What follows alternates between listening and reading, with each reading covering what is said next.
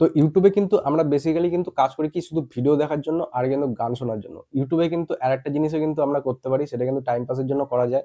তোমরা যেরকম ফোনের মধ্যে কিন্তু অনেক গেম কিন্তু ডাউনলোড করে গেম খেলে কিন্তু টাইম পাস করো। কিন্তু গেম এখন থেকে কিন্তু ইনস্টল করার কোনো দরকার নেই।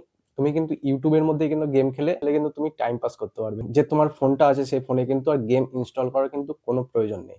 তো কিভাবে ইউটিউবে তুমি গেমটা খেলবে সেটা তোমাদের দেখাই। তাহলে বুঝতে পারবে, ফোনের ডিসপ্লেতে দেখাচ্ছি। তো ফার্স্ট যেটা করতে হবে সেটা হচ্ছে ইউটিউব অ্যাপটা ওপেন করে নিতে হবে। ইউটিউব অ্যাপটা ওপেন করার পরে কিন্তু এখানে একটা হোম পেজের মধ্যে উপরে বাঁ সাইডে কিন্তু দেখতে পারবে যে একটা গোল মতো একটা সিম্বল আছে। ওই সিম্বলটায় তোমাদের টাচ করতে হবে। সিম্বলটা টাচ করার পরে কিন্তু একটা এরকম একটা লিস্ট আসবে। সেই লিস্টে কিন্তু তোমাদের শেষে চলে যেতে হবে। একদম শেষে এখানে গিয়ে একটা অপশন দেখতে পারবে, প্লে বেলস বলে কিন্তু একটা অপশন আছে। এই প্লে বেলস এর মধ্যে আমি ওপেন করে নেব। টাচ করলেই কিন্তু এখানে কিন্তু অনেক ধরনের কিন্তু গেমের অপশন কিন্তু পাওয়া যায়।